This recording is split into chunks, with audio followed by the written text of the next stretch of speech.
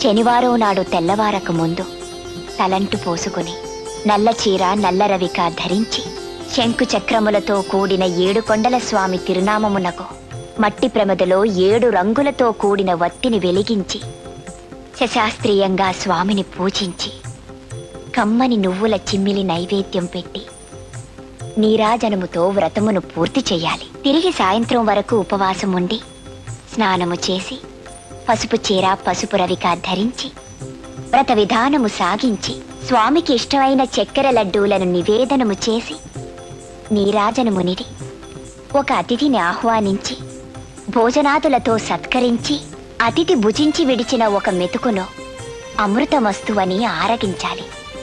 అప్పటికి ఆనాటి శనివార వ్రతం పూర్తవుతుంది.